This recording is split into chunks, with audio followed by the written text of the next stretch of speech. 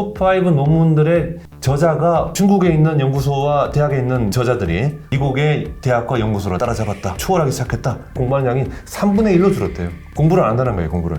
계속 부자가 되면서 부유하고 나른한 학교가 되기 시작하더라는 거죠. 학문적인 어떤 성과 이런 게 떨어진 얘기도 하지만은 학내 캠퍼스 문화가 이제는 너무 비관용적인 진보의 모습을 보이고 있다. 옛날 소련 시대의 정치 장교들 같은 느낌. 그렇죠, 그렇죠. 한때 전 세계를 이끌던 미국의 학계가 흔들린다니까 좀 가슴이 아프기도 하네요.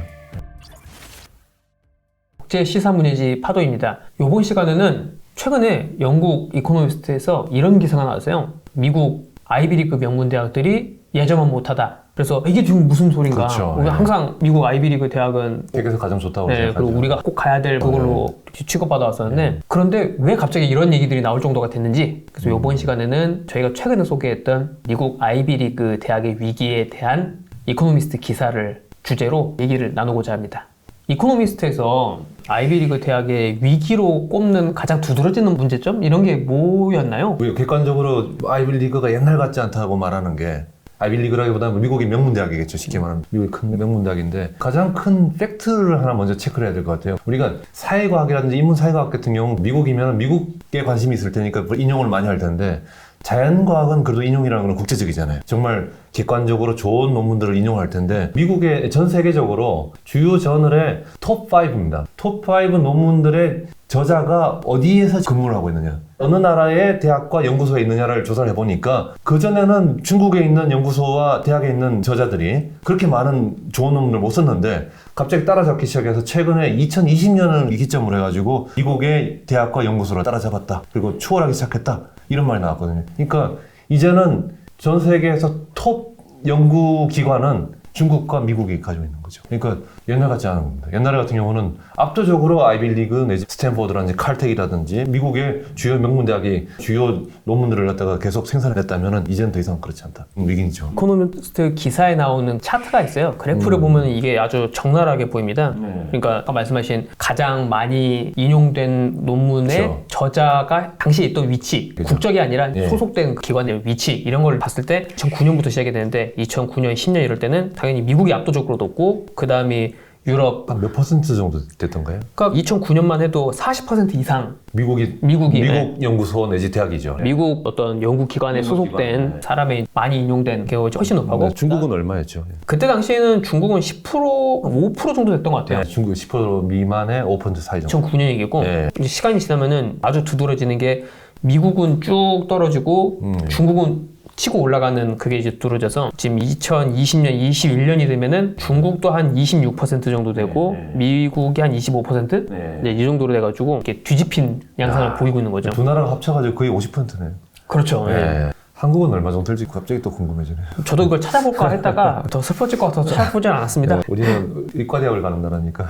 이렇게 어떤 학술 영향력 있는 논문의 생산 능력이 가장 두드러지는 거고 그 외에도 한국 독자들에게도 미국 대학이 뭔가 이상하다라는 느낌을 줬을 만한 큰 사건이 작년 12월에 있었어요. 다들 아시다시피 작년 10월에 하마스가 기습 공격으로 이스라엘 민간인들이 많이 다쳤죠. 살당하고 그랬죠. 벌어진 전쟁이 지금까지도 계속되고 있는데 그 사건이 발생하고 전쟁이 일어나고 나서는 미국 주요 MIT라든지 그렇죠. 하버드라든지 콜롬비아라든지 이런 명문 대학에서 반유대주의적인 그런들이 많이 나온 거예요. 학교 당국에서 이걸 제대로 관리를 못하고 있다라는 비판을 받으니까 MIT랑 콜롬비아랑 하버드 대학 이제 총장들이 미국 의회에 불려 나옵니다. 되게 충격적인 얘기가 나오죠. 그러니까 의원들이 아니 학교 안에서 이런 반유대주의, 엔티세미티즘 같은 이야기 그렇죠. 너무 횡행하는데 그거 어떻게 말했던가요? 그러니까 유대인들을 죽여야 된다라는 그런 정도까지 인종에 대한 살상이 옹호하는 발언이 나왔을 때 어떻게 할 것이냐 질문을 하니까 어디에나 표현의 자유가 있지만은 그렇다고 해서 인종이나 뭐 이런 거에 기반을 해서 혐오 발언을 하는 거는 그렇죠. 어디에서나 인정할 수 없는 거잖아요. 그런데 한 총장이 맥락에 따라 다 될 수 있다 이렇게 발언해버려서 난리가 난 거예요. 허용할 수도 있다는 뉘앙스네. 그런 거죠.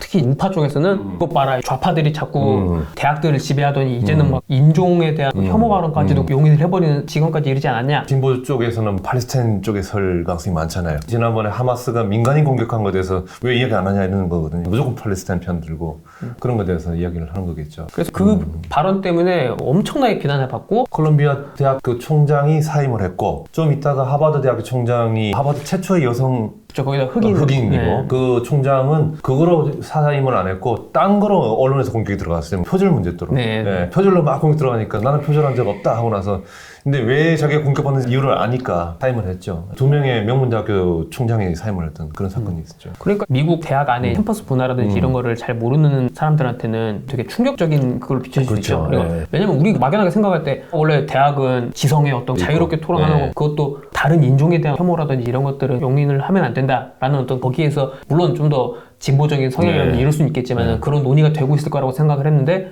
대학 총장들이 나와서 한다는 얘기가 맥락에 따라 다르다 이렇게 어물쩡 피하는 예, 근데 네오나치라든지 나치주의자들이 나타나면은 분명히 학교에서는 하지 말라고 했을 거거든요. 근데 하마스가 이제 팔레스타인하고 연결되니까 관대한 게 좀 있는 거죠. 의회에서는 또 난리가 난 거고 사람들 그렇게 많이 죽고 그랬는데 어떻게 그거 한마디도 안 하고 그럴 수 있냐 이렇게 되는 거고. 그런 측면에서도 대중들이 충격을 많이 받았을 것 같아요. 그러면서 이 보도를 보면은 연구 문제도 있지만 또 하나가 학교 내 분위기가 옛날 같지 않다는 얘기를 하더라고요. 교수들 같은 경우도 기본적으로 아이빌리그는 옛날부터 좀 진보라고 그래요. 진보인데 진보하고 보수 교수들 숫자 차이가 그렇게 크지는 않았는데 지금은 압도적으로 자기는 진보라고 하고 보수라고 부르는 사람들은 정말 극소화됐다. 이런 이야기를 하더니 의견의 다양성이 너무 사라진 거 아니냐. 특히 아이빌리그가. 그런 이야기를 하고요. 최근 들어가지고는 DEI 맞나요? DEI는 Diversity, E는 Equity, I는 이제 Inclusivity. 그렇죠. 그래서 네. 그러니까 다양성, 평등, 포용 이게 이제 어떤 맥락에서 중요하냐면은 대부분 인종 문제 관련이거든요. 인종이랑 성 정체성 그렇죠, 관련인데 그렇죠. DEI라는 것들은 학교 안에서 인종적인 그리고 성 정체성 차원에서는 다양성이나 포용이나 평등 이런 것들을 이렇게 해주자 이런 차원에서 만든 그 처음에 취지는 좋은 거라고 할 수 있죠. 그런데 이코노미스트 기사에서도 지적하다시피 그게 점점 커지니까 커지죠, 예. 이제는 표현이 약간 좀 과할 수도 있을지 모르겠지만은 옛날 소련 시대에 정치 장교들 같은 느낌. 그렇죠, 그렇죠. 그러니까 예. 이 정치 장교라는 것도 뭐냐면은 원래 군이라는 거는 군 자체의 나름의 논리나 전문성을 갖고서 이렇게 해야 되는데 여기에도 공산당의 어떤 정치적인 것들이 잘 반영해주고 거기에 이렇게 정치 장교라는 걸 파견을 해서 얘네들이 혹시 나쁜 사상에 물들어서 그런 걸 하진 않는지 이런 걸 감시하고 막 이런 역할을 중국식으로 했거든요. 말하면은 홍전이죠. 그러니까 공산당의 당성을 중시하는 게 빨간색 홍이고 전문 관료들의 전문성만 중시하는 거. 전쟁이라고 그러면 전쟁만 잘하면 되지 하는데 이쪽에서는 아니야. 이거는 인민과 함께 공산당의 미래 이상을 실현해야 돼. 이렇게 당성을 이야기하면서 홍전 논쟁인데 거기서 일종의 홍일 수도 있는 거죠. DEI 관련해가지고 관료들이 많아지고 나면은 하버드 교수들한테도 아마 학기 시작되고 학기 끝나고 오면 메꿔야 될 폼도 많아질 거예요. 서류 같은 것도 많아질 거고 또 교육도 받아야 될 것 같고 뭔지 모르지만은 관료적인 레드 테이프가 많아졌다. 그런 이야기를 하고 있는 것 같습니다. 이 이야기 들어보니까 교직원이라 할 때 교원이 있고 직원이 있잖아요. 교원이라는 건 가르치는 사람이고 티칭 스태프고 직원이라고 하면 티칭 스태프를 서포트하는 인력인데 지금은 여기가 3배 정도 많다고 그러거든요. 우리 이코노미스트 기사에 하면은. 그러니까 배보다 배꼽이 더 커지는 가르치고 연구하는 사람은 얼마 안 되고 그 옆에서 서포트하는 사람들이 엄청 많아진 거예요. 그 중에 하나가 그런 일종의 정치장 교육을 하고 있는 DEI와 관련된 이런 걸 다 조심하라고 자꾸 경고하고 그렇게 하겠죠. 그러다 보니까 학교 안에서 자유로운 토론이라든지 뭐 이런 걸 위해서는 하는 주제들이 나올 수도 있는 것이고 그렇죠. 그런 거에 대해서도 명백한 인종 혐오라든지 이런 게 아니라면은 어느 정도는 장려를 해야 되는 건데 그렇죠. 근데 학 내의 분위기라든지 이런 것들이 주로 진보 위주로 흐르는 경우들이 많다 보니까 어느 순간에는 조금만 주류 진보적인 의제에서 벗어난 어떤 얘기들을 하기 시작하면은 유무원으로든 그렇죠. 계속 그 압박이나 이런 것들이 들어온다는 거죠. 심지어는 잘리기도 하고 교직에서 나가기도 하고. 그러다 보니까 미국 대학에서 예전부터도 자주 논쟁이 됐던 게 학교 어떤 행사나 이런 데서 보수 인사를 섭외를 해서 연사로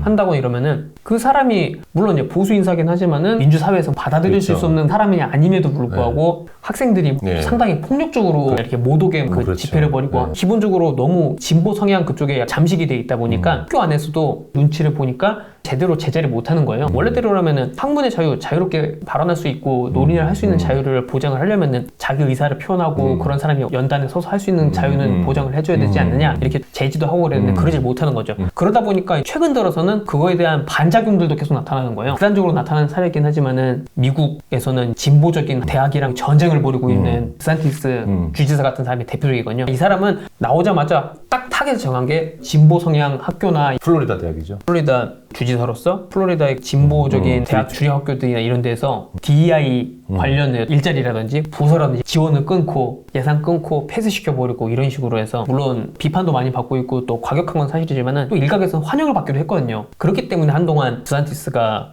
트럼프 이후에 차세대 공화당의 정치 리더로 부상을 할 수 있었던 거기도 하고요. 그동안에 계속 진보 일변도로 되어오던 분위기가 있고 거기에 억눌린 어떤 그게 있다 보니까 이게 어느 순간 이렇게 터져나오는 이제 사례들이 지금 나오고 있다는 거죠. 그리고 이제 그런 사건들이 있고 나니까는 이코노미스트 같은 어느 정도 중립적인 입장들에서도 자기네들도 볼 때 이렇게 가는 건 좀 문제가 있는 것 같다 지적을 하게 되는 거죠. 그래서 기사를 보면은 학문적인 어떤 성과 이런 게 떨어진 얘기도 하지만은 학내 캠퍼스 문화가 이제는 너무 비관용적인 진보의 모습을 보이고 있다 이런 지적을 많이 해요. 작은 소제목을 깨달았는가 하면은 타운 vs 가운이라고 그랬거든요. 영국에서 잘 쓰는 표현인데 케임브리지 학대 학생들이 주로 가운을 입고 다녀요. 뭐 어디 파티를 갈 때도 그렇고 어디 밥 먹으러 갈 때도 졸업 가운이 있잖아요. 그걸 일상적으로 많이 입고 다니거든요. 그걸 입고 파티를 하고 돌아다니고 그래요. 그래서 돌아다니다 보면은 동네 사람들은 케임브리지도 그렇고 옥스퍼드도 그렇고 조금 가난하잖아요. 차이가 나는 거예요. 왜냐면은 옥스퍼드 케임브리지 학생들은 좀 부유한 집애들이 많으니까. 그래서 이거 하다 보면은 갈등이 좀 있어요. 그래서 이 캠브리지 이야기 잠깐 드리면은 타운 사람들은 조금 가난한데 여기 학교 학생들은 굉장히 부유한 층이니까 원망들이 좀 있거든요. 조심해야 돼요. 잘못하면 얻어맞을 수도 있고. 그리고 저도 가다가 엉덩이 한번 맞은 적이 있는데 동양 사람이 한국 사람이 가운 입고 이렇게 돌아다니니까 기분 나빴나 그러더니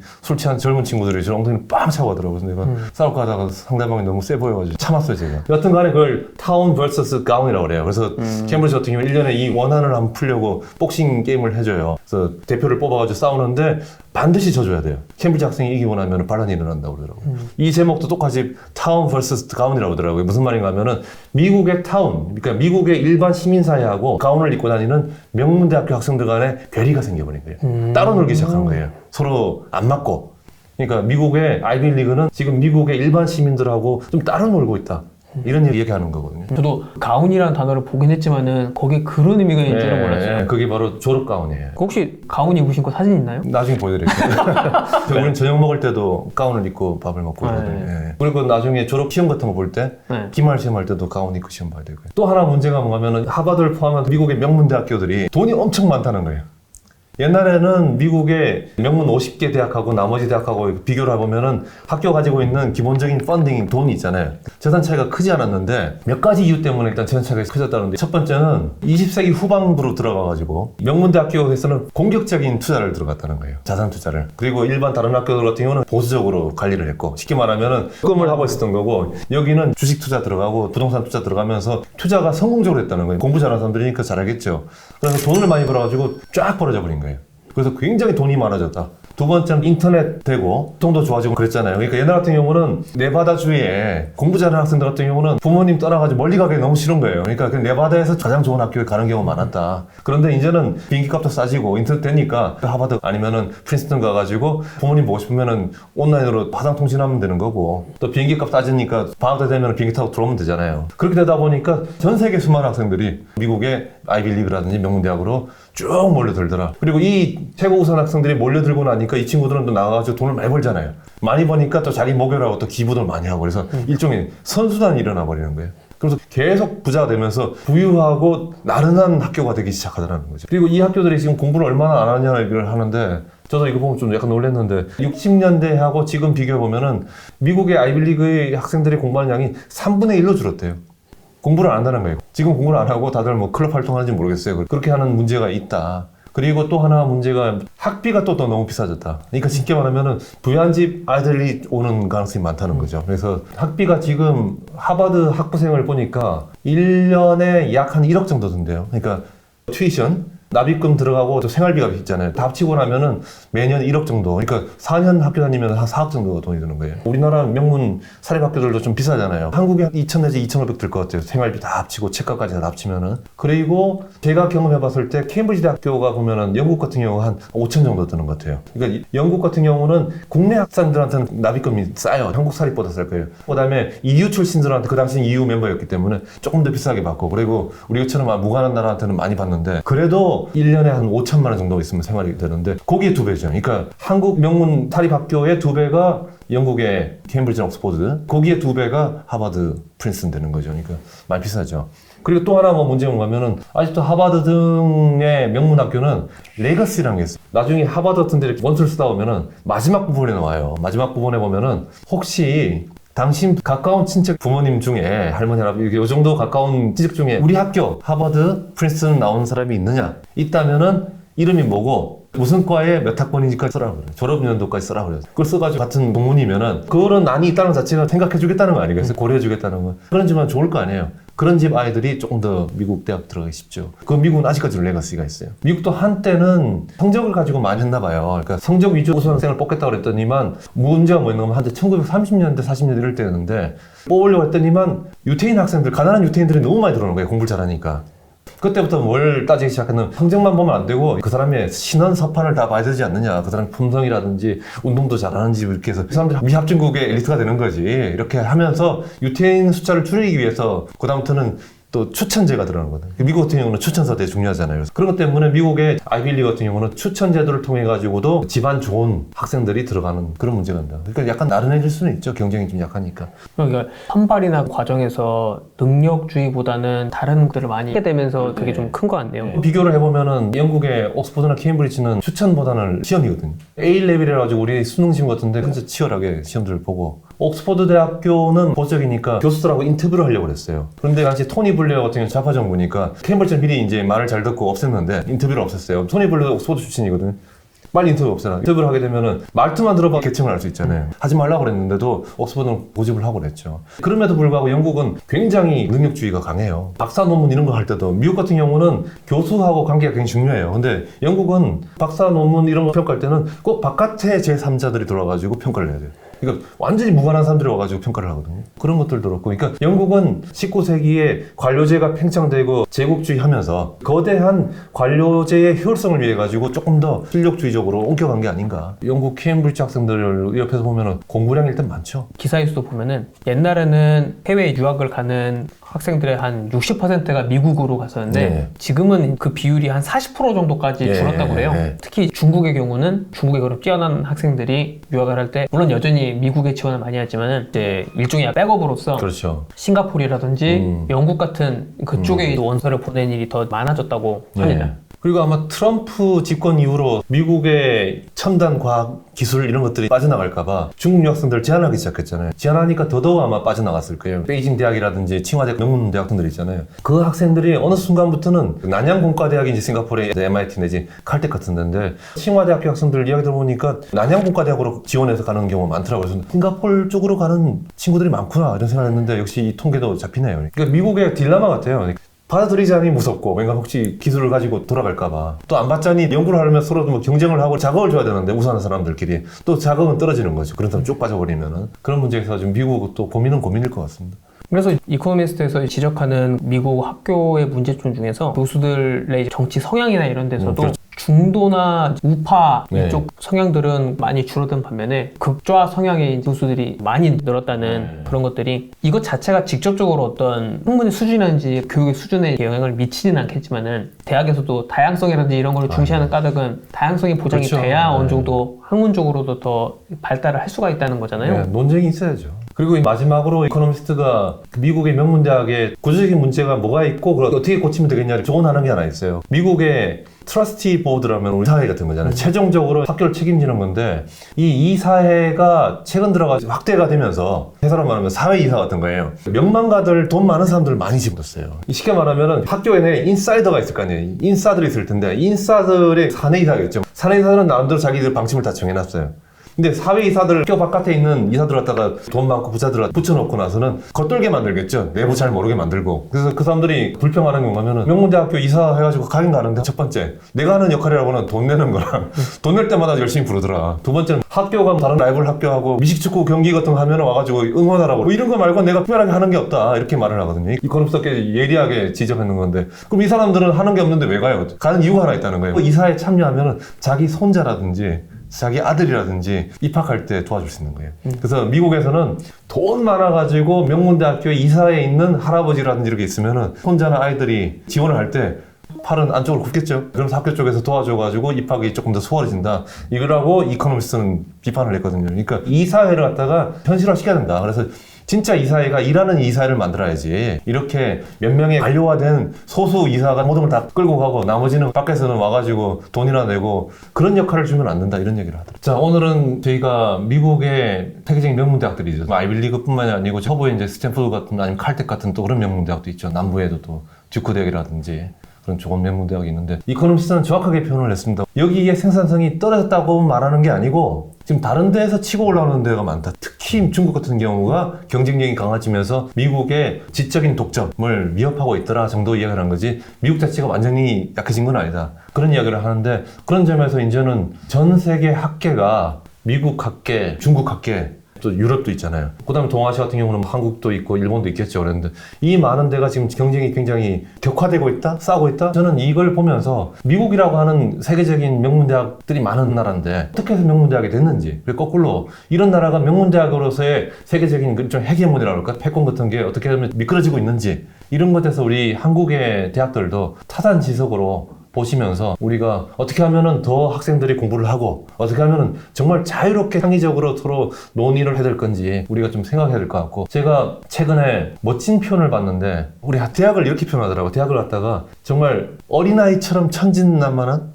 한 사회가 대학이라는 공간만은 어린아이 같은 그 천진난만을 제도적으로 보호하는 거라는 거예요. 그렇게 천진난만해야지 거기서 아이디어가 계속 나오고 모든 아이들이 10살, 12살 되니까 점잖아지고 어른스러워지면은 창의력은 약해질 수 있거든요. 그러니까 그런 점에서 한국에도 정말 자유롭게 어떤 이야기도 할 수 있고 물론 너무 또 과하면 안 되겠지만 많은 이야기를 할 수 있고 상상을 할 수 있는 공간들이 최소한 몇 개라도 있으면 좋겠어요. 마음속으로는 한 5개만 있어도 고맙겠다. 그리고 그 5개에서 수많은 창의들이 나와가지고 많은 글들이 나오고 논문이 나오고 아이디어가 나오면 좋겠다고 생각합니다. 그런 거 보면서 한때 전 세계를 이끌던 미국의 학계가 흔들린다니까 좀 가슴 아프기도 하네요. 그래서 이번 시간에는 미국 아이비리그 명문대학의 위기에 대해 다룬 이코노미스트 기사를 소개를 해드렸고요. 다음 시간에 보다 좋은 알찬 내용으로 찾아뵙겠습니다. 감사합니다.